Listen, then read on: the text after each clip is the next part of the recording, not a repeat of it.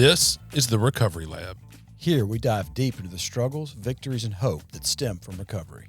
No shame, no judgment, just truth, grace, and inspiration.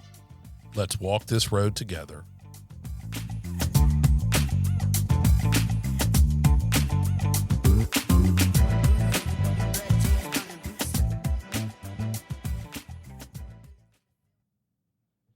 Hey guys, welcome back to Recovery Lab. This is episode 140. I'm Brynn Knox. I'm David Sugg. I'm Daniel Anderson.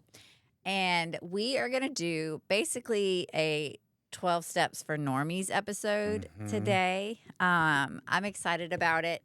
I feel like, we talk to people doing the thing all the time. And then we have some listeners who aren't in addiction or alcoholism, and they hear us talking about these steps, but they don't really know much about what we're talking about.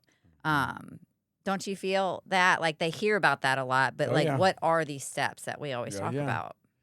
Yeah, we're explaining it all the time to new people and to ourselves. When we're talking about it in meetings, we take for granted that the general public may not know, or even some new people may not really even know what it is sometimes. Yeah. So, yeah. Yeah. So we're just going to go through them starting now. Yes, I mean, the 12 steps are a group of principles, spiritual in their nature. If we practice them as a way of life, they can expel the obsession to drink or to do drugs, and they can help us have a whole useful life. And it's a way of life. It's not just something we do one time. It's not something like a course that you take and then you graduate from. The people who are doing it and getting benefits from it are continually doing it. And it's kind of built like a circle. The first step to the 12 step creates a series of actions that the one kind of begs for the next one. It just makes this big loop. And so, like, if you get through them all, when you get through them all and you get to the 12th step and you begin to carry the message to somebody else, it brings you back to the first step when you start describing it. And then we start to work the steps again with whoever we're helping. So it's designed this big circle, 1 through 12, that once you get on it, as long as you stay on it, you get the benefits, which is to be sober and stay out of jail and not smoke crack and all that stuff. So Not smoke crack. Okay. All right. So let's talk about step one. Step one is basically, we admitted we were powerless over alcohol, that our lives had become unmanageable. And so this is the step, basically, like, this is the first step. This is where we figure out, like, hey, what I'm doing is not working. Like, I'm completely powerless over this whole thing. Like, alcohol is more powerful than me. I know I struggled a little bit with the first step, in the sense that for a while I thought that, like, I could stop when I really wanted to. I just didn't really want to yet, even though, like, my life was falling apart. I also didn't want that label of alcoholic. yeah. Like, it's like, especially, like, as a woman, like, I didn't want, like, it just seems like it's kind of not cooler for a guy, but it's more like, hey, he's a bad guy, like. For a girl, it's just like, ew. There's no upside for the girls. No. Yeah, the guys get to be like rough and tumble or kind of the bad boy thing, whatever. But for girls, it's never. Yeah, for girl, like, it made me feel like, really, for lack of term, like, it made me feel kind of like trashy. Yeah. You know what I mean? Like an alcoholic woman. Like, I don't know. Yeah. So I struggled with the label a lot. Well, and then my life got so bad that it didn't care what alcoholics. I grew up thinking that alcoholics was a person that was living underneath a bridge with a paper sack. Like, Yeah. I really had no idea that there are, like, successful people in recovery, you know, and I didn't learn that until I got into the program. But now I know that, I mean, there's people from all walks of life with all success, all social statuses. Like, it's truly a group for everyone. And the consequences all show up in different ways. I mean, there's certain people who end up under the bridge, but there's certain people that you would never look at. And if they have a financial wall built around them, if they're able to kind of weather some storms, they may never have any trouble whatsoever that we can see. Maybe they can pay to have, their house. They can keep their family together. Everything can happen. So from all appearances, there's nothing that gives it away. There's no physical consequences. They're not doing jail time. They're not losing stuff because for whatever reason, they don't have to. And so it doesn't have anything to do with consequences. It has to do with the effect that alcohol or drugs have on our mind and body. It's that I'm going to have that physical craving once I start using it. Once I put it in my body, I can't turn that thing off. And that's a physical allergic, as they describe it, craving. And then after that, even when I get away from it and it wears out of my system after 24 hours, I still have this obsession. I still think that, well, that won't happen again. Maybe I can redo it this way, or maybe I can do it that way, or maybe I won't drink at home, or maybe I won't drive, or whatever. I try to manage it in my mind, and that's called the obsession. So it's twofold thing of this obsession / craving that always comes back over and over. It never lets me free. But it doesn't have anything to do with the consequences. Consequences are the unmanageability, and that's what makes our life kind of a wreck. But everybody's consequences show up differently. And I always thought everybody had to be broke or under a bridge or in prison. Right. Yeah. Like, I don't have any DUIs. I'm not an alcoholic. Right. I didn't have a car. Yeah. Yeah. Yeah. What are your thoughts on people that, like me, that were like, look, I personally have been drunk maybe 4 times in my life. I hate alcohol. I think it's disgusting. It tastes awful. Mm-hmm. I think beer tastes like piss, like pure urine. Like, I don't understand that. Why did I just get offended? Like, how dare you? But alcohol, I had different forms of alcohol, like marijuana. That was something that was always in my life, and then Adderall and uppers and stimulants and all of these things. And like I really, like, I was forced to go to my first meeting when I was 17, I think. And I was very judgmental of people that had a problem with alcohol, because I didn't have a problem with alcohol. I just had a problem with drugs. And as my drinking career or my using career picked up, every time that I relapsed, which was more times than I can count on my hands and toes, that relapse started with alcohol, And so it took me some time to realize that, like, just because my drug of choice isn't the same as, somebody that has never done drugs before, or like, I still have that physical allergy. Like, when I put weed into my body, it's game over. If I put any mood altering substance. So it took me a few years, but then I finally realized, like, I am absolutely the same as everyone else in the program of Alcoholics Anonymous, because when I put alcohol, when I put drugs, when I put anything in my system, that physical allergy takes over and I can't stop. So it took me some time. And for people, I've heard from a lot of people that are like, well, alcohol's not my thing. Like, I don't have a problem with alcohol. I was the exact same way. And then I realized that, oh, wow, it's all kind of the same. And it all affects me in a negative way. So it's best for me to just stay away from that. So, Yeah. And that even goes for people who, say that weed was never their problem. You know what I mean? Right. Like, if alcohol was their problem, like, they can smoke weed, or they can take gummies, or whatever it is. And it's that same mood altering substance thing that like that's I'll never be able to use or consume anything that is a mood altering substance without getting insanely addicted right away. I just like to think of it, it's never going to be a solution for me anymore. Like, it was a solution that worked really well, and now it's not, and that's okay. Yeah.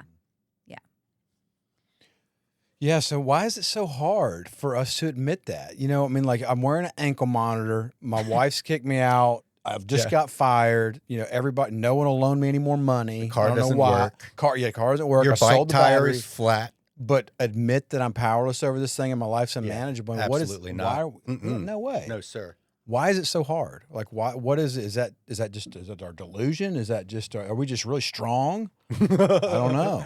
Definitely that delusion. Yeah. And then also, like, I didn't want to admit that I was an alcoholic and that I'm powerless over this thing, because that meant I could never drink again for the rest of my life. And that meant we were weak, too, If we say that, then we're not going to be able to do it anymore. Yeah. Right. Yeah.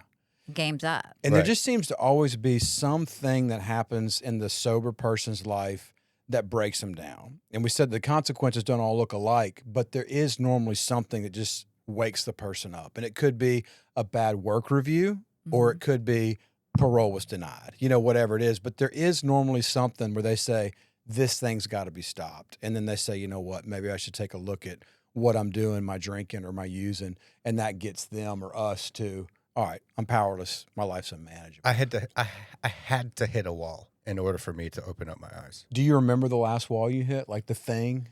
Yeah. It was April 10th of 2021, and I was so broken and had been in this routine of in and out. Like, I had a gun in my truck, and I was going to go to the reservoir, get out of the car so I didn't make a mess, and blow my brains out. And I told myself, I'm going to go to my therapist.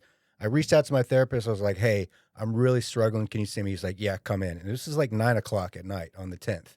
And I was just bawling my eyes out. And I've talked about this before. And just like, the ugly crying and the snot everywhere. And he just looked me dead in the eyes. He said, I can help you with that, with no emotion on his face whatsoever. And it was like a ton of bricks was just lifted off my shoulders. And for me, like it was, the wall was, my life is never going to be better with drugs and alcohol. And if I don't take some action and work these steps, because I know from being in a lot of meetings that these steps are a good solution for me. I knew that if I didn't take some action, call my sponsor, get back into the steps, start working with other people, being of service to other people and getting out of myself, that I was going to die. And I didn't want to die, but I didn't want to live the way that I was living at the time. So for me, it was just that mental, there was no physical anything. It was that mental block that my life is never going to get any better ever without taking some action right now. For me, it was knowing when I was about to get out of prison, and I knew I was coming right back. I was like, whoa, I'm scared to get out of prison. This is not cool. And when I really started kind of not inventorying it, but reflecting on that, it was like, because I don't know how to be sober. And if I pick up again, Did you want to get high when, like the day you were getting out of prison? Did you I want to romanticize and fantasize? Yeah, I mean, I was not going to be sober. Yeah, I was not going to be sober. And I knew, like, you're coming back. You're going to spend the rest of your life in prison because you don't know how to be sober. Yeah. And I was just like, God, if you can help me be sober, because I don't want to spend the rest of my life in here. I mean, I've been out for 5 weeks the last time. I went in for a year and a half and was out for 5 weeks and got a crack charge and went back for 2.5 years. And I was about to get out again. I was like, you're coming right back. And then that was my last moment. It was like, I'm done. I'm cooked, man. I got to find something else. Yeah. Yeah. What about you, Brynn? Mine wasn't like this bright, like white light experience or anything like that. It was, I was just so miserable. You're right. Like I was just so miserable. And then I had an opportunity to go to a place that will separate me from this thing that For I just a can't little say bit. no to. Right. And so that was the plan. Yeah. Just a little bit of separation. And then Yeah. that's when I got Taking to a this break. book. Yeah. I take so many breaks. Yeah. That's when I got into this book and realized the difference between a hard drinker and an alcoholic. Right. That, you were talking about Yeah. earlier, given sufficient reason to stop, you still can't stop. And my son should have been reason enough to stop, and I just couldn't. So that's kind of my experience with it. Was there a compounding shame factor that you knew that, like, about the kid? And I kind of feel this was for me, but you were kind of like, your kid was a little bit younger when you were first getting sober? When I first got sober, it was in 2015, and Jax was 4 or 5. Was there, did the shame compound because you knew that you needed to get sober for this kid, but you were not able to? Did that add to the amount of shame that you experienced? No, because I was still just a victim to myself. Okay. So I wasn't even feeling like a ton of shame. I was just feeling sorry for myself. Yeah. I didn't even care, about anyone else at the time. Mm-hmm. I hate saying that, but I mean, it's that's, real. That's my Yeah. truth. There was a lot of shame when I went to treatment the second time. Because I promised my son when I got back, and he was giving me a big old hug, that I would never leave him again, But that second time, in 2019, like that's what did it for me. That's when, I have it written here in my book, when the pain exceeded the fear, that's when it worked. And there was just so much pain, and that exceeded the fear of all the things of, like, can I do this life sober? Like, I have a fear this won't work, and all that, but it did. So that's step one. Step one is we were beat. We can't overcome this thing on our own. The book says, like, no human aid could help us. That means no doctor, no medicine, no amount of willpower, none of that worked. So that takes us to step 2. Came to believe that a power greater than ourselves could restore us to sanity. Tell me about step 2. Well, I mean, for me, it's just that step 1 just breaks us so far down that it almost leaves us hopeless. Like, Yeah. I'm powerless and my life's unmanageable. I can't do anything. And like, if that was the end of it, it would just be, What's left? yeah, there's Like, nothing. what's the purpose? And so immediately we go into this, like, but we gotta fall in love. We gotta meet a power greater than us that's gonna help us get through this. And they say restore us to sanity. The sanity is not all the crazy stuff that's happened in our drinking, because once again, everybody's lives, stories were different. The crazy thing is that we thought we could beat it again. The Yeah. crazy Right. thing is that we kept trying. We kept thinking that this time it'll be different. This time it'll be different. And so we just have to begin to build a relationship with God that's going to solve that problem. And that's kind of what I was talking about. Every step kind of begs the next step. Yeah. Like, if that first step just leaves us so hopeless, we've got to have something after that. And it's like, well, power greater than ourselves is going to restore us to sanity. And then once we get to step 3, it's like, well, then we'll turn it over. But yeah, that step 2 is that the solution to step 1. Mm-hmm. Yeah. Yeah, it can be hard for a lot of people too, and that's what I love about the program of Alcoholics Anonymous, like, as opposed to like faith-based programs and things like that. Like, for Alcoholics Anonymous, you don't have to believe in the God that I believe in order to like have a chance. You know what I mean? Like, you can believe in a group as your higher power. You know, you can believe in whatever you want, and like the reality is, like, it's a beautiful thing that somebody that's been fighting with their addiction for 20, 30 years, you know, they've had a needle in their arm for 30 years, and they are thoroughly convinced that either God doesn't exist or he doesn't want anything to do with them. That's right. Like, even that guy can come in, and as long as he accepts that something is bigger than him, then he has a chance, you know? And that's like, for me, I was kind of like not really, I didn't really want a whole lot to do with God, but I wanted the solution, you know? And, you know, God brought me to AA, and AA, I mean, it's the cliche, like, AA brought me back to God, and today I have a really good relationship. But had they told me that, look, you have to believe in God in order to get sober, I'd be like, F you, dude. Like, I don't know. Nobody's going to tell me what to do. Yeah, because didn't you struggle with the God thing a I little have. bit too? I have, yeah. I mean, I grew up in a very, very religious home, and got real involved in church. And there were times it was really, really good, and there were times it was really bad. Yeah. And I didn't want my new life or my sobriety to be contingent on me kind of getting back involved in every level of that old life. I never wanted to go to church again. I just didn't want to do that again. And so for a long time, it just I stayed away from it. But just like in the first step, almost admitting it had this weird, like, I don't want to admit it because then it means I won't be able to do it anymore. You know, I'll be accountable to it. There was that same kind of thing in the second step. It was like, I almost had a hard time admitting there was a power greater than myself or whatever, because then the cat would be out of the bag. And then, like, I'd almost have to, like, live like that. And I didn't really know what that meant. I didn't even know if I could do it. What do you mean?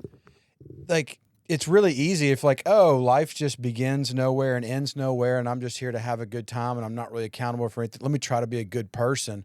But if I admit, like, no, there's a spiritual being that created me and loves me and wants the best for me, you know, once I admit something or I know something, now I'm responsible to act that way. And so it's like the second step is not just like, yeah, we're coming to believe, but now, like, all right, you better act like it. And that's, I didn't think I could do that. And once more, the 12 steps show me how to do that. I couldn't do it. They're going to show me how to do it later on.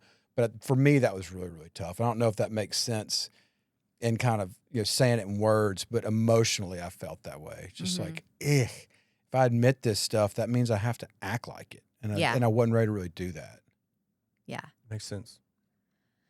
So I didn't struggle with step 2 just because I have such a you know, I got saved when I was 22, and it wasn't hard for me to believe in something greater than myself, and I just had a lot of faith in God. And so that just showed, like, we all come from different walks of life, and we all struggle with different things, but we all go through these same steps, and we go through them different ways, but we end up sober, you know. I have written in here from this, there's a meeting in Austin called PPG, and I have a note that says, my mind convinces me of so many lies, including that I know everything there is to know about God. And so when I came in, you know, there were those feelings of like God's so disappointed in me and he like regrets creating me because I've just screwed it all up. But those are just lies. You know what I mean? I don't know everything there is to know about God, but I do know he's not disappointed in me, you know, and that he doesn't regret it. So that's what I have on step 2. Do y'all have anything else? I think that for the new person that's coming in, I think the most important thing is like trying to figure out what God, what God means to them, and really being able to understand that they not only should they, but they're expected to adopt their own conception of God. Like they need to really think through that. And you can kind of borrow or you can be helped from other people to kind of explain it. But at the end of the day, they need to start wherever they are. And that was one thing I was trying to do is I was trying to sometimes take other people's conception of God and make it work for me right then. I just wasn't there. Yeah. Like I really needed to be for the first, 6 months to a year, I kind of used the God, good orderly direction. I was like my home group, my sponsor. I believe when they pray, I will pray. When they tell me to pray, I will pray. And it was just really, really simple. And then it's grown into something much greater than that, but that's where it had to start. And so it's over and over again. I think it's in We Agnostics where you see the word prejudice over it. I think it's used like 10 times. And prejudice is just this idea that I know about something without really having all the facts. And so a lot of times we have this thing with God or with the spirituality. We think we know about it, and so we keep it out because like, no, I know all about that. I don't want to talk about that, or I don't want to subscribe to that belief because no, I just don't like it. And that's prejudice. And so it's just asking us, set aside prejudice and really just come to terms with whatever the God complex that we can kind of do business with. And I think it's pretty simple. If they hear it that way, that there's nobody gets left off the hook. Nobody can be like, oh, I can't do that. Like, yes, you can. You can always do business with your conception of God. Yeah. So. I think that sums it up pretty well. Yeah, that was good. Okay. Number 3, step 3. I feel like we should have one of those like UFC ring girls walking through for each one. Yeah. Number 3. I mean, I love it. You just got really excited. I'm sorry. Calm down. Made a decision to turn our will and our lives over to the care of God as we understood him. So 1 is like, we cannot do this. 2 is something else can. And 3 is like, here, take this thing from me. And there is, in the book, like when you are working the steps, there is a 3rd step prayer. And when you are ready, you say this prayer. And, or I say that, but like, even if you're not ready, like you still say the prayer, you know what I mean? It's like you say it until you believe it, I guess. And I'll go ahead and say it. Do you think we should? For sure. Okay, so we're now at step 3. It says, God, I offer myself to thee to build with me and to do with me as thou wilt. Relieve me of the bondage of self, that I may better do thy will. Take away my difficulties, that victory over them may bear witness to those I would help of thy power, thy love, and thy way of life. May I do thy will always. So, like, that's what we say when we do the 3rd step. And like, that's something that we can do 20 times a day. You know what I mean? Like, it's not just one of those things that, like, here, I say this, we're done, move on to step 4, and then we just keep going. Like, this is turning my will and my life over to the care of God. And I love this prayer, even though the first time I read it, I was like, what is up with all these thys and these and thou wilt and, all this kind of stuff. But basically it's saying, like, God, help me get out of my own way. Help me get out of my own way. I'm giving you this addiction of mine. Like, let me do your will. And just, like, really, like, handing it over to him. What was your experience? Or is your experience? It is. I mean, I'm still saying it every day. Yeah. I mean, that's how I start my day. I do it throughout the day. I try to do it at night. I mean, that's really the 3rd steps to me seems to kind of contain the essence of the whole program. It's like, God, I made a mess out of my life. Let me turn it over to you and let me do what you want me to do. And so I was telling you about my last 1st step experience is I'm about to get out of the penitentiary and I'm scared to death I'm coming back. But along with that, it felt like everybody knows the story of Jonas and the whale. And the Lord told Jonas, said, go preach in Nineveh. And Jonas said, no. And he went in a different direction, and he went and hung out somewhere else. And then he went on a boat, and he got thrown off the boat, and a whale ate him and held him in the belly for 3 days and then spat him back out. And the deal was, it's like God said, I want you to go preach. I want you to go do this stuff. And so for me, I had this very acute feeling that there was something I was supposed to be doing and I wasn't doing it. And so I kept finding myself in jails, institutions, and near-death experiences. Like I felt that. And so in the third step is kind of this moment where you're like, God is, I can't, he can, and now, okay, I'll let him. The third step is, all right, I need to do what you want me to do. For Jonas, it was go preach, go carry my vision, my message to these people. For me, it was just, start doing this stuff, start carrying the message, stop drinking, start helping people. And it still is. Like, I still believe that if I do what he wants me to do, everything's going to be better than I possibly could have imagined it. Mm-hmm. And if I don't do it, it's going to be bad. It's going to be real bad. And that's kind of the third step but I don't know how to do that. Like if I could do that, then we wouldn't need step 4 through 12. Right. Like, I can't do that. I want it, and I'm asking him to do it, but I can't do that on my own. Yeah. I mean, I can't really add much to that. Like Well, how many times a day do you think you take it back? I mean, 30 to 40, I think, I'm really good about, like, in the morning, I've only missed 4 times since I've been sober this time, that I get on my knees in the morning. I thank God for keeping me sober yesterday. I ask that he keeps me sober today. I ask that his will be done. And then I just ask him to help me to stay out of the way, and then to put someone in my life that I can help. And then that's it. Like that. I don't ask him for things. I don't beg him for things. I just ask that his will be done. And I've gotten in a practice of doing that. So, when I would say I'm pretty good about pausing when there's a question about something to do. Like, is this what God wants for me in my life? And I've been able to. I mean, it has not been really a hard time. Like the thing that I struggle with the most is, like, I'll have decisions to make, and there's no, like, real clear, like, direction that I need to go. So it's just like, God, is this what you want me to do? Is this what you want me to do? Like, what do you want me to do? And I don't hear anything. So I just take a step in the direction of what I think is going to be the right thing. And sometimes that really works out. And sometimes that was a lesson that I really needed to learn. So God used that in order to teach me a very valuable lesson that I needed to learn. So, like, turning my will and my life over to God is like, that has, through practice, has become something that I'm fairly decent at. But I'm also can be easy to, I can be easily excited. So when I get excited, I can make impulsive decisions. But those are, I mean, they're few and far between. So this is one of the steps that I think I get a gold star on. Nice. Nice.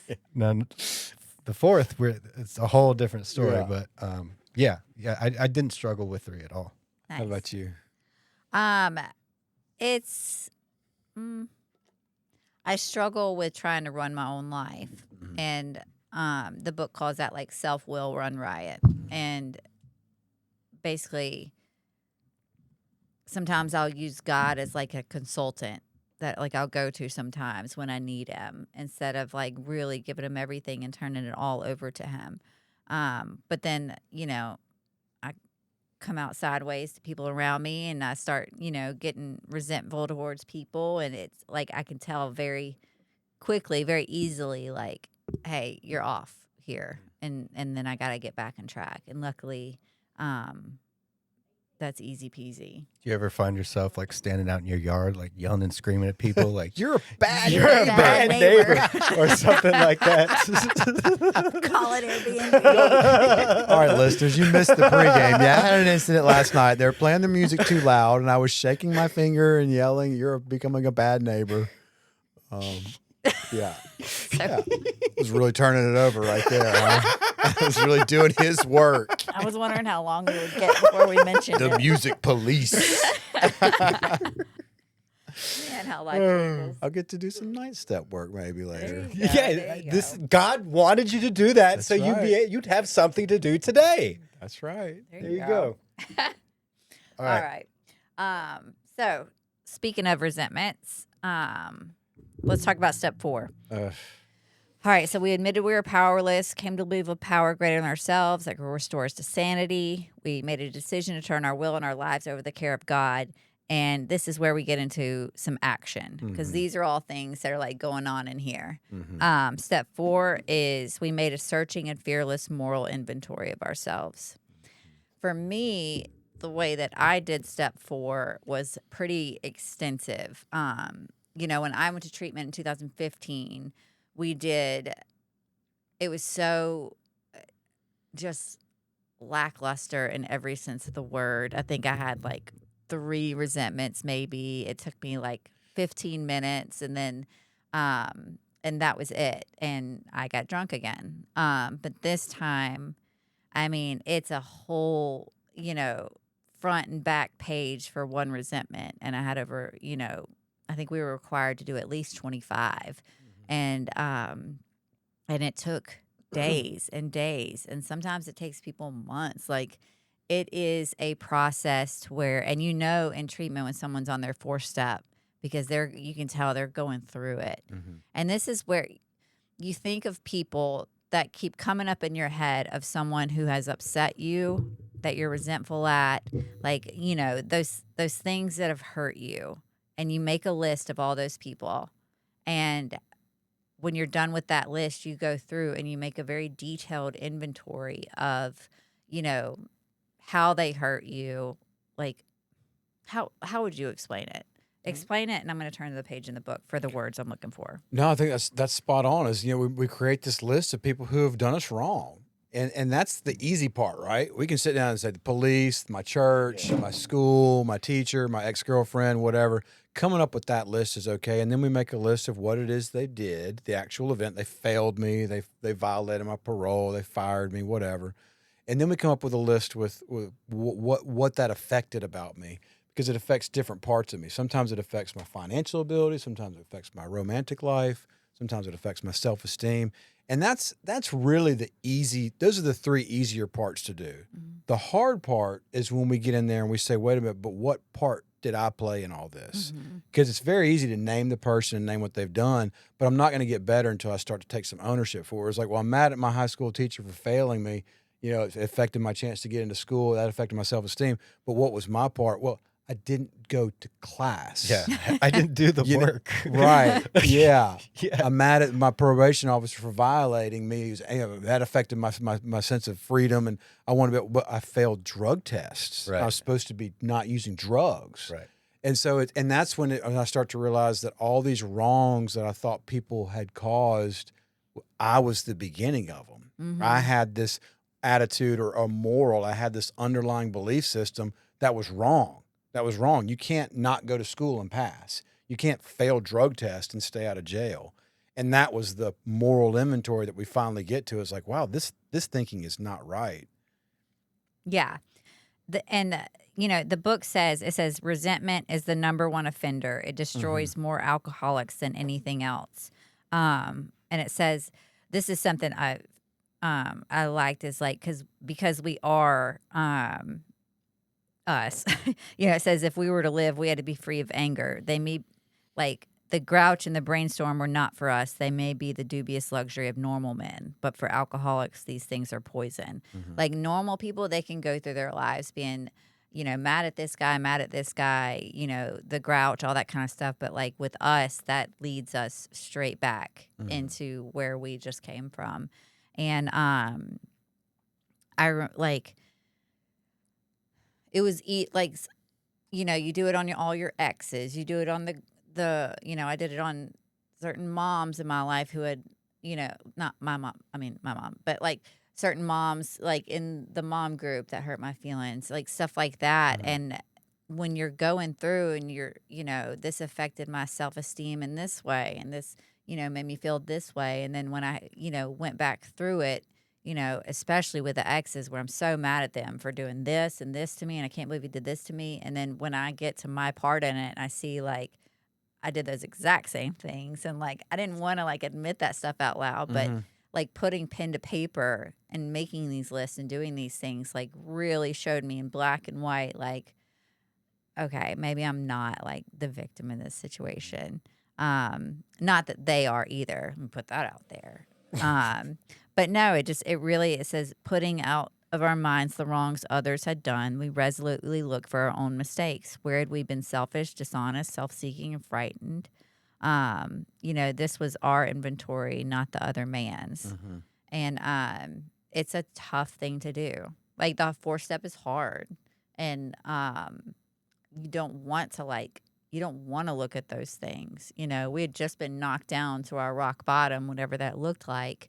And here comes our into action step. Like, let's look at all the things we've done wrong to the people that we're mad at. You know what I mean? Like it sucks. It's hard. It makes you, it's just bringing up a lot, it brings up a lot. But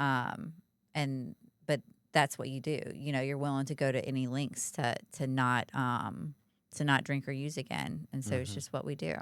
Yeah. The 4-step for me, it fundamentally kind of rewired my brain, because up until I did my first 4-step, I didn't have any other way to look at things other than look what these people have done to me. Look how much of a victim. Look at me. I'm adopted. My own mom didn't love me and she gave me away.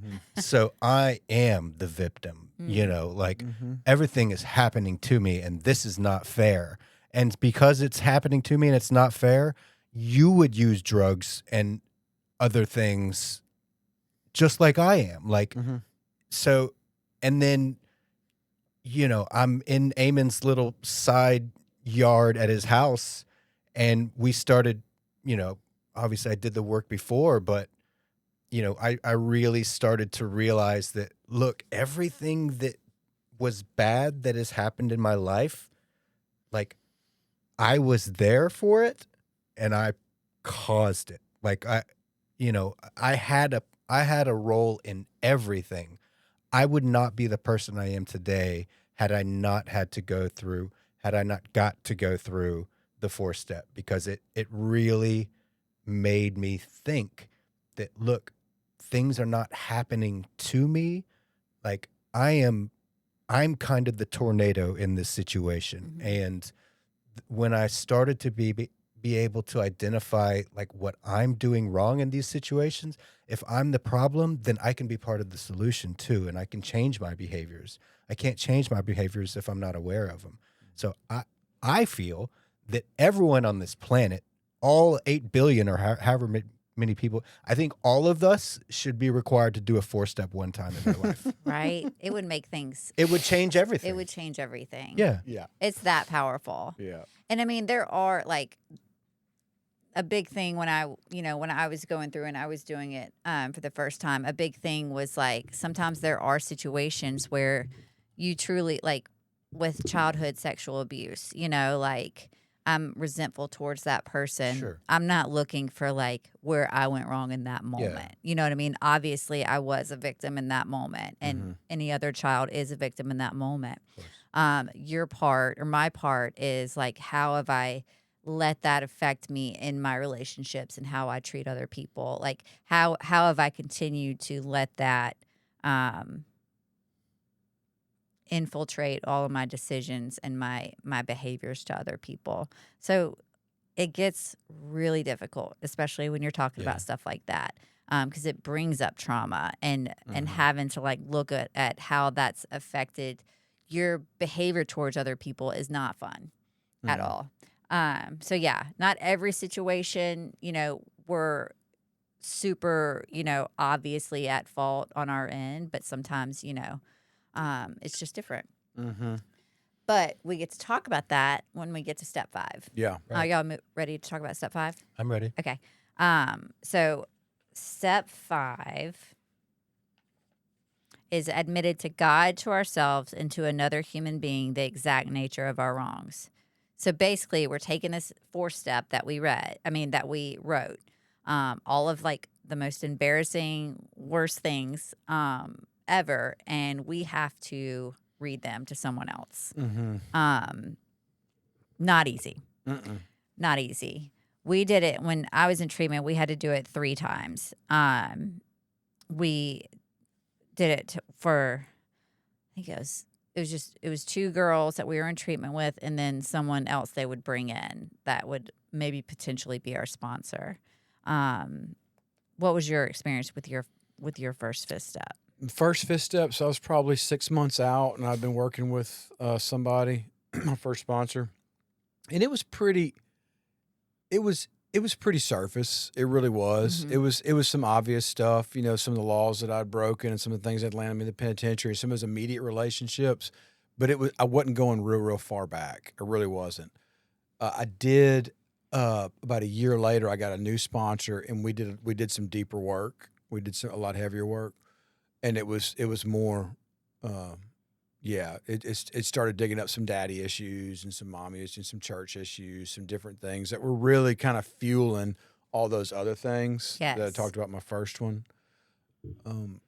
But the 5th step for me was both of them, and every time I've done one since, a lot of people have a great sense of relief, and they can look the world in the eye, and they feel a lot better about some things, kind of getting off their chest. Normally, I don't. I've not done a 5th step and really feel real light and fluffy after. I normally feel a lot of penitential like grief and like Yeah. a regret. Like, oh my God, that's me. I did that. And so once more, the next step kind of begs. It's like the 6 and 7. I had to go be alone. I'm always wanting to go be alone and really have some prayerful time right after that. I don't want to jump into 6 and 7, but they all kind of continue. They It's do, it's really yeah. kind of hard to, but that was a lot of times is my 5th, and I continue to do them. So I'm still doing an annual house cleaning. I sit down with my sponsor and we go over things that are new, and we go over things that are old and reoccurring. So I'm still doing 5th steps. I'm still doing real formal, like here's my 4th step for the year or this 6 months. Dang, I And we need s- to do that. Yeah. I haven't done one in years. I haven't done one in 5 years. Maybe. What was yours like? I mean, I've done quite a few. I guess I've done 5 with different sponsors. Mine was similar to David. I didn't feel better afterwards. I didn't feel like, oh, there's all this weight lifted off of me. But what I did feel really good about was Eamon, who was my first sponsor. He beat it into my head like all the time. If you don't do the 4th, you'll pick up the 5th. If you Mhm. don't do the 4th, you'll pick up the 5th. So I felt really positive about the fact that I did the thing. Mhm. That I checked this box off, so now I can continue moving forward. And I want to get to those 9 step promises. So I want to do everything in my power to check those things off the box, even if I just do it to do it. That was good enough for me. Like I was thorough. My first one I was not thorough with at all. I mean, I was kind of dipping my toes in the water, but as they went on, I realized the severity of how important it was that I took this thing really, really seriously and delved deep as I needed to really bring all that stuff up. So for me, it was just it was something that I did because I had been told that if I do it, I have a better chance of staying sober, and I wanted to stay sober no matter what. So Yeah. I did it. Yeah. What about you? Mine, I felt so. I mean, I felt like emotionally hungover afterwards a little bit, but like I felt so much better because all this stuff that had just been inside of me for so long, I finally was speaking it out. So I mean, it almost just like physically getting all of this out of my body. It felt like, and I just felt so much lighter. And I felt less alone because the person that I was telling all these things to that I thought were just so awful and terrible had done them too. You Right. know what I mean? Isn't Like, that such a great feeling? yeah. I mean, and so so freeing. it just takes like, I don't know. It was like, it really was, I felt so much lighter, and it makes me one of the fifth step promises. Each step kind of has their own like little set of promises, and so this is what it says. It says we pocket our pride and go to it, illuminating every twist of character, every dark cranny of the past. Once we have taken this step, withholding nothing, we are delighted. We can look the world in the eye. We can be alone at perfect peace and ease. Our fears fall from us. We begin to feel the nearness of our Creator. We may have had certain spiritual beliefs, but now we begin to have a spiritual experience. The feeling that the drink problem has disappeared will often come strongly. We feel we are on the broad highway, walking hand in hand with the spirit of the universe. And then steps, it says, returning home, we find a place where we could be quiet for an hour, carefully reviewing what we have done. We thank God from the bottom of our heart that we know Him better. And that's where step 6 comes into play. It says we have emphasized willingness as being indispensable. Are we now ready to let God remove from us all the things which we have admitted are objectionable? So what's like after we read our 4th step to another person, we go and we're quiet for an hour, and we're entirely ready to have God remove all these defects of character.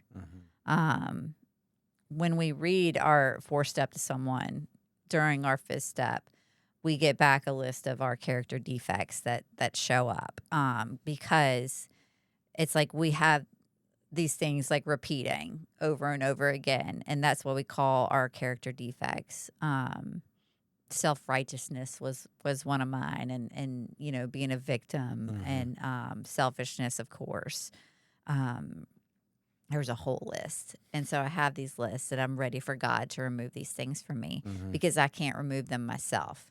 And that's where that's where God really plays such a big role in this, because like if I could just be rid of all these things, then I would, I'd be perfect. But I need Him, and I need Him to help me get rid of these things that are blocking me off from Him and other people around me.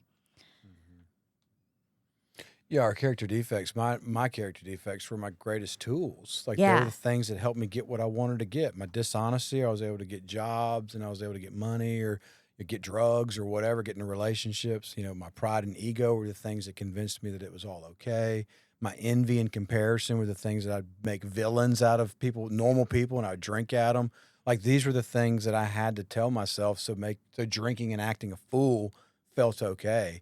And to tell me that you were going to take those away is like, yeah, I know they're not great, but they're also the only real system I know how to live by. Right. It's kind of like the 4th and 5th step, like we're bagging up all the trash and we're putting it out the street. Without doing the 6th and 7th step, though, I'm like chasing the trash truck. I'm like, no, give it back, give it back. You know, like 6 and 7 is like, let the dude take the shit, man. Yeah. Like, let him go with it. That's good. That I is like that good. a lot. It's incredibly difficult to do, though, because that was our system, Yeah. and it was a framework we helped build and we understand, and it's as toxic as it is, it's ours. Right. And I want to hold that. So it's a lot easier said than done, and Bill got a lot of flack writing 6 and 7. It's just 2 paragraphs, and that's why the 12 and 12 came about. One of the reasons is because people were like, man, you've really kind of breezed over this stuff. Can you go more in depth? Because 6 and 7 is just bam. We go home, we spend a little bit of time and ask God to remove it. And it's like, wait a minute, how do we do all that? And I am still spending a lifetime having God chip away at removing these defects of character. And as soon as things are getting removed, a lot of times I'm finding out about like 3 more like cousins character defects that I didn't know about. Right. Cousin defect. Like new ones are popping up. Yeah. So. I think a beautiful thing about, all the steps is, specifically number 6 for me is it's progress, not perfection. Like we don't have to be perfect at it. We'll get a couple steps ahead. We'll take a step back. We'll take 3 more steps ahead. We'll take a step back. Like it's part of life, and I don't have to do it perfectly. If I had to do it perfectly, I'd be in a real bad place. But I'm with you. Like my character defects were something that were very useful to me. And having to, get to a point where I'm willing to ask God to take those away. It was a really difficult thing. Who will I be without that? Exactly. Yeah. Yeah. No, I'm with you on that. All right. So 7 is humbly asked him to remove these defects. 6 is getting ready for him to do that, taking that hour. And then 7 is when ready, we say something like this: My Creator, I'm now willing that you should have all of me, good and bad. I pray that you now remove from me every single defect of character which stands in the way of my usefulness to you and my fellows. Grant me strength as I go out from here to do your bidding. Amen. That's step 7. It's good. And it is like defects, I have my main ones that keep coming back that, and I think it's a way for me to keep needing God, and reminding me like, this is how I show up on my own. And that's why I need him in my life. So then we get to steps 8 and 9. Step 8 made a list of all persons we had harmed and became willing to make amends to them all. And then 9 is made direct amends to such people wherever possible, except when to do so would injure them or others. So 4 and 5 really go together. 6 and 7 really go together. We had to get God to remove all these defects of character so that we could be willing to make amends to people that we have harmed. Making that list in step 8 is, you make a list of people, of institutions, of all of that you have caused harm to. And for people like us, that list can be very, very, very long. We got a whole thing of index cards and treatment to write. We made our list, and then at the top of each index card, you write their name, and then you write your amends underneath. And we were talking about before we started recording how this is the one where this is the step that everyone knows, because that's the one that you see in the movies. Right. They're going to make their amends to people. Here comes, this character coming to make amends, say he's sorry, blah, blah, blah. But there's so many misconceptions about it. The main one being that we're supposed to go in front of these people and grovel and be on our knees and just, I'm so sorry, I'll never do it again. But that's not what the book says at all that we're supposed to do. In fact, it gives us so many instructions of how exactly to make an amends. What did you learn about that process? Well, the first thing that my sponsor told me was do not go in there and tell them you're sorry. Nope. Do not use that word. And Nope. I was like, well, what do you mean? It's like, they've been hearing that your whole drinking career. You've been telling people you're sorry and can you forgive me and let me back in? I'll never do it again. That's not it. The amends is correcting it. It's paying back the money. It's working out a payment plan, or it's telling somebody hey, I stole this from you. I want to fix it. Or, hey, I said this about you. I don't want to talk that way. What can I do to make it right? But trying to find a way to fix it instead of just begging for forgiveness or saying I'm sorry. Yeah.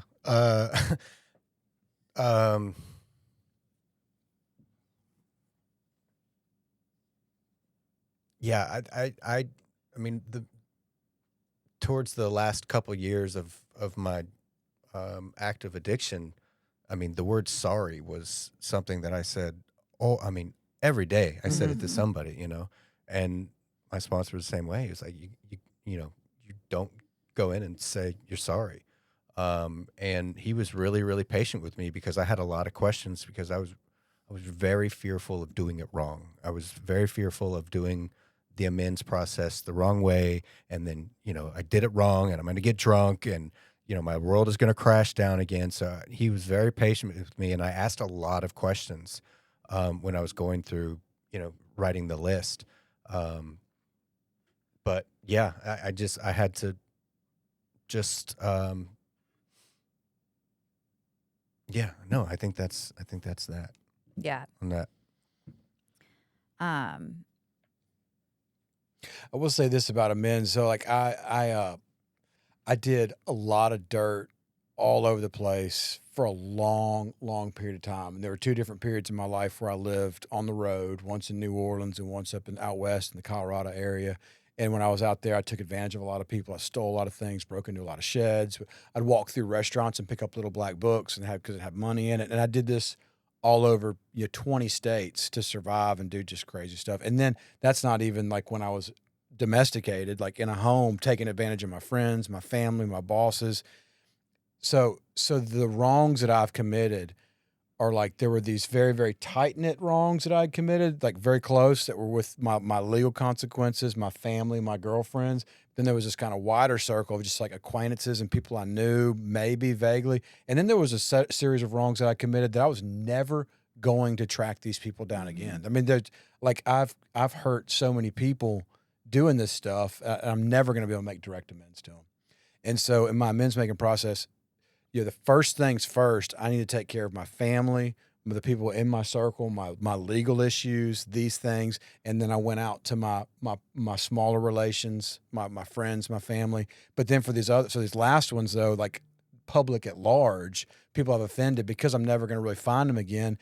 If I were to run across them, I could remember it, I would make an amends, but I probably won't. But what I have to do now, or what I've been told to do, is to continue to kind of have the living amends towards people, public, God's world in general. Like, I'm called to do service work, not just 12-step work, but like I'm called to give back. Part of it is what we think we're doing here. We're not making money at this thing, but we're coming in here to carry the message and hope to change lives. Like, there's times I don't really want to come in on a beautiful Sunday, and it's like, no, I have work to do. I owe the community, I owe the world. And so we're doing this, going to Stew Pot, going and doing things, picking somebody up and carrying a meeting. Yeah, it's my 12-step work, but it's also like I owe the world for all the damage that I've done. Mm-hmm. And I'm never going to be done with my amends. As much crap as I cause, I'm never going to be done. Yeah. Like I was said, there's a lot of good instructions for us. And one thing we do is says, under no condition do we criticize a person or argue. We tell them we'll never get over drinking until we have done our utmost to straighten out our past. We're there to sweep off our side of the street, realizing that nothing worthwhile can be accomplished until we do so. Never trying to tell him what he should do. His faults are not discussed. We stick to our own. If our manner is calm, frank, and open, we will be gratified with the result. I went like my whole life of like blaming other people for things. And so even if I was going to apologize to someone in whatever way that is, like, I'm going to make sure and point out like what they did to make me do that thing. Right. You know what I mean? Like, so the fact that like I have to go to this person and I don't know how they're going to respond. I'm embarrassed to admit that I've been doing something wrong, and I can't bring up anything they've done, even if it's something very huge and glaring that they've done, cannot mention it at all.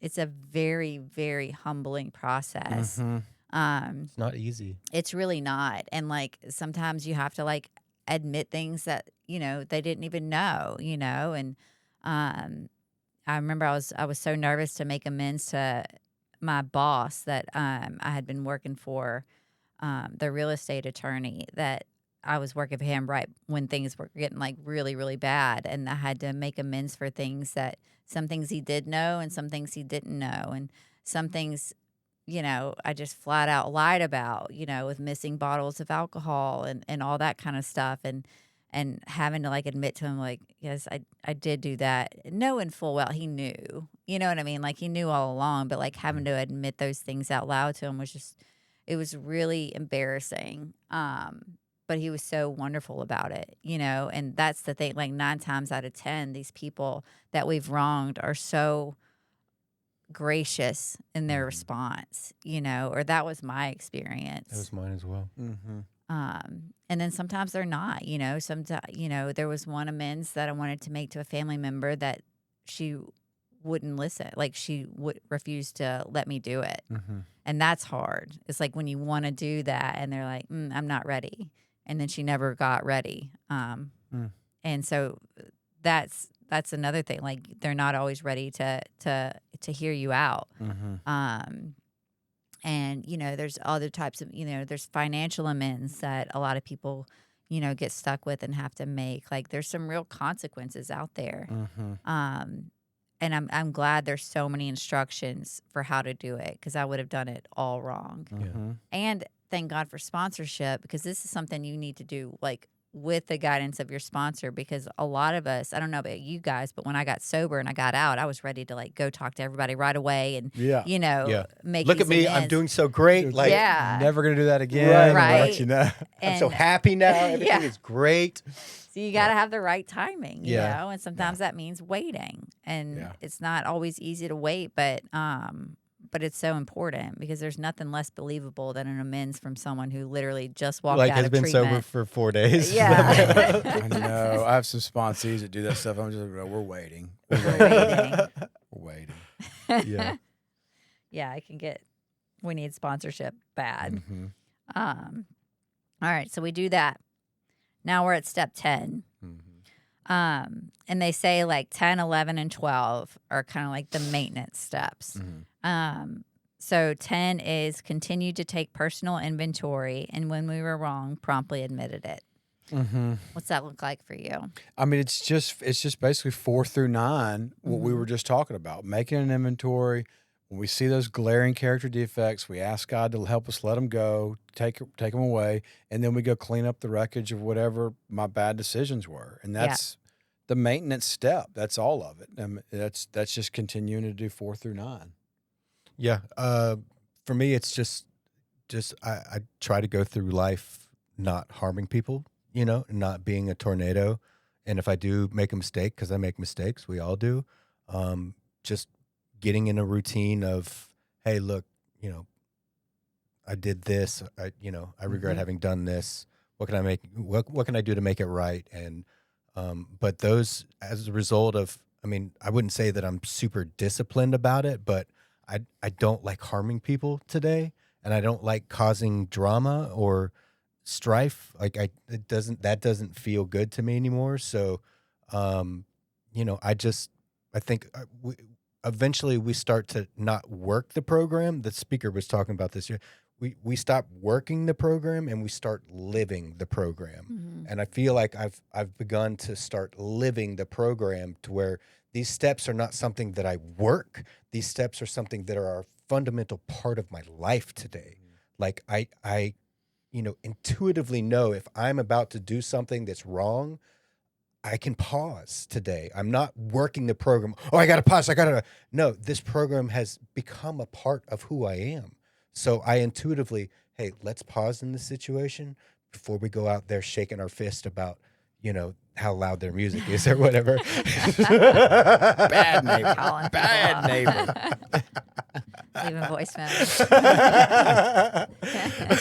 I'm moving. But yeah, I think like I'm starting to and I have good days and bad days, but I'm really starting to not have to work the program, but living the program every day. And that's taken years and years and years of practicing and falling on my face and practicing and falling on my face. But I think eventually, if we don't quit, everyone will get to a point where the program, it's not something that we have to, we got to do, we got to do this. We got to go to meetings. No, we go to meetings because they're good for us and we like them and we enjoy them. It's a part of our life. Like, we help people not because we're looking for something in return, but hey, we genuinely want to help people. Like, we genuinely want to see people succeed. Like, we're not doing it because the book told us we have to do this and, we got to work our steps and all that. Like, no, we're doing it because it's just become part of our life. The way of life. This is our way of life now. So, Yeah. yeah, that's my 10th rant. I suck at 10. I have a very hard time not only like admitting where I'm wrong, but seeing where I'm wrong. I'm really fun to be married to. Oh, no. I genuinely, We'll be right back, ladies and gentlemen. I have a hard time with it. And that's where sponsorship really comes into play for me, Yeah. because she'll be so quick to point out where I'm wrong in a situation, which is why I don't call her. Just kidding, I do. But yeah, it's I suck at 10. I'm gonna continue to suck at 10, but I'm gonna keep doing it. And just trudge on along, doing things I don't want to do. 11, sought through prayer and meditation to improve our conscious contact with God as we understood him, praying only for knowledge of his will for us and the power to carry that out. So that's the icing on the cake. You know, if we go through 1 through 10 and we don't start to really develop and improve that relationship with God that we've started, then we're missing out on like the best part of the whole thing. Like it's one thing like to go on a couple first dates, but like in step 11, like we get to really, really get to like companion around with God and really get to know him and get intimate with him and really see how he can affect our lives and we can participate in his plan. And that's the good stuff. Everything else is just getting us ready for that. And to not do it would be to miss out on that. That's the big part of the whole deal. Yeah. I don't have anything else to add. That's wraps it up for me. No, you said it perfectly. Like that's where it's at. Like, and you know, that can look like there's a couple pages in the book that talk about things we can do on awakening to carry us through each day. And I want to do a separate episode just on that because I just think it's so incredible. But that's one way that we can, you know, have prayer and meditation in the morning with God, is reading those pages and just staying in conscious contact with him. You know, it's just that continuous relationship that keeps us sober, you know, like we're not doing this thing on our own. And so like we have to make sure that relationship with this thing is strong. And, you know, I think people that are listening will be surprised to hear how many steps actually mention alcohol, that just being one. You know what I mean? Like that's it. Like the 12 steps of that an alcoholic has to work, one step is about alcohol. And the rest is about, you know, cleaning up our side of the street and our relationship with God. It's a brilliant framework for life. I mean, it's just, it's really smart, you know, and, you know, I'm sitting here busting David's balls about him doing that. But like, when I started thinking, I was like, look, 2 weeks ago, I was at dinner with Marge and, you know, she said something I didn't like and I completely shut down and left her at like packed up I finished eating in complete silence and got in my vehicle and drove home and left her there at the restaurant. Like I don't shake my fist. I just shut down and act like a complete child ass. Yeah. So like it truly is progress, not perfection in this program. And guess what? A couple days later, I made amends and admitted that, hey, you know what? I was being a little douche. You know, I was being a little jerk. And you know, when we move on, but you know, I don't want to sit here and act like I'm on some, you know, pedestal that I don't do anything wrong. I mean, we all make mistakes all the time. And that's just one instance of where I acted like a child. Like it's okay to make mistakes and to not be perfect. And thank God for that, because I would have no chance if this was a program that we absolutely had to be perfect in every aspect of our lives. I wish I could think of something I've done wrong lately, but I can't. I really can't. Coming at blank. I really have nothing to share. Okay, so step 12. Having had a spiritual awakening as the result of these steps, we try to carry this message to alcoholics and to practice these principles in all our affairs. Step 12 is something that I didn't get the first time around. I didn't get a lot of it the first time around, which was why I eventually got drunk again. But, you know, I didn't think that I needed a sponsor because I wasn't like a people person. Can you tell I'm like relaxed? It just wasn't for me. And so I didn't get a sponsor. And then I didn't sponsor anybody because, like I said, like people just like weren't really my thing. And when I was told like, hey, that's not an option, like this is something that you do. And my best friend, she actually had questions about sponsorship the other day. She was like, okay, so what, like, is that someone that you have for like just a little while? Like what, like she had no idea what a sponsor does and like how long you have them for and stuff.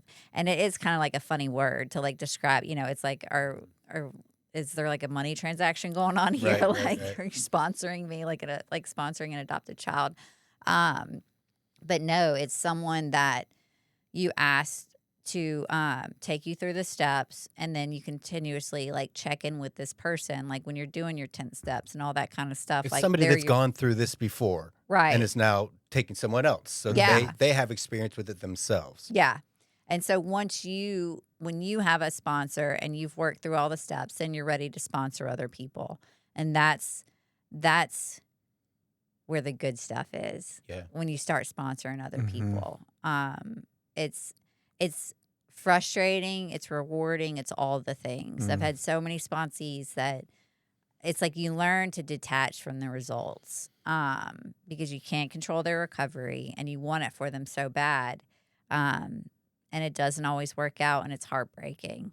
But then you have the ones that continuously are doing well and call you, and it's this relationship, and you're truly paying it forward, and it's just such a beautiful thing, and it keeps us sober.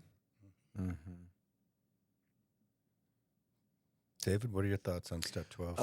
I was looking it up in the book on page 129. It talks about that gaunt miner who's about to give up, but then his pick strikes gold, and it's like he finally found something worth keeping, and that's like the alcoholic finding sobriety for the first time. But then it goes on and says, he may not see at once that he has barely scratched a limitless load which will pay dividends only if he mines it for the rest of his life and insists on giving away the entire product. Now, the language is a little old school and archaic, but it's saying like this dude, if he continues to work at it and gives all the benefits of it away, he'll continue to tap into it. It's the moment that I stop and say, I want all this good stuff for myself. My life's good. I've got a good job. My mortgage rate's low. I live in the nice part of town. I don't need to go to meetings anymore. I'm not going to care. That's when I see people stop practicing these principles in all our affairs, and sometimes they pick up a drink again, or they just live a dry drunk. And so for me, it's still like I try to accept the benefits, accept the gifts that God's given me, but be willing to pay those forward, be willing to give those back to people. Because if I don't, I believe that I'll lose them. I really believe I've got to be willing to give it all away. And that can be really, really hard when life gets really good. Alcoholics Anonymous and other 12-step programs have one big problem, is that they work really, really, really well, and they make our lives incredibly amazing. And it's difficult to go back and to stay willing sometimes to do the hard work because, like You're you good. said, it's all good, and it is. Like the cops aren't chasing me. I don't have any deal. I don't have any debt monsters after me. Everything's great, and what I got to do is what you just said. When I stay engaged with the newcomer and they start calling me, they're keeping me on my toes, and they start asking me questions. They're keeping me on my toes, and when they're coming up with these problems, they're saying things that I forgot that are still in my life. When the guy's like, I got mad at my boss today, and he did this, this, and this. It's like, oh yeah, I'm still doing that. Or when you were just talking about getting mad at Marge, we might have been. Were you eating Aladdin? Because I was doing the same thing with Rachel at Aladdin. It's like she answered one question the wrong way, and I'm like, and I shut down. yes. And scene. Yeah. Yes. So like hearing you say that reminds me, like, oh yeah, I still got work to do. Yeah, I'll always have work to do. Right? Yeah. No, that sums it up perfectly for me. I have nothing else to add, Your Honor. I will say, like, one of the misconceptions I had about like meetings and stuff like that, I thought that these people that had been sober for like decades were still coming in there because they were struggling every single day with not taking a drink. So they got to, go to this meeting so they won't drink. Like, I thought that's what it was. But when I started going to meetings and I meet these people who have had decades of sobriety, they're great. They're doing great, and they're happy, and they're there for the newcomer. They're not there because they're struggling so hard each day with not drinking. Like, it's not like that at all. And that, I just think it's such a beautiful thing. Like, thank God for the people that keep coming back, and may I always be one of them, Yeah, I drank and used because it made me forget about all my troubles, made them go away for a little while. And now carrying the message and listening to other people's stories and what they're going through helps me get that same level of self-forgetting. I'm like, I'm not thinking about my bank account. I'm not thinking about the troubles that I have. I'm thinking about somebody else. What can I do to help them? Or just get lost in their story. I mean, a lot of times just meetings for me is just like, just listening to them is a chance for me just to stop thinking about my stuff. Yes. And that's why I was drinking. It's like, I'm just going to drink and forget about all this. That's why I go to a meeting now, is because I can just stop thinking about work, stop thinking about my troubles, and just listen to you guys and realize we're all in the same boat together, and I'm just enjoying not thinking about me. Yeah. Yeah. I love it. This has been really wonderful. I know. I hope it was helpful. And if anyone out there does like have any questions about recovery or like, there's no stupid questions really. And, except for the ones that my friend asked. She asked, no, I'm just kidding. She's great. And I love explaining it to her. And so if there's any questions that y'all have or anything like that, like just message us and reach out. And we'd be happy to do an episode about it. Like, I love talking about this stuff that saved my life. And so, yeah, that's all I got. Well, ladies and gentlemen, thank you so much. And we will see you next time on the Recovery Lab.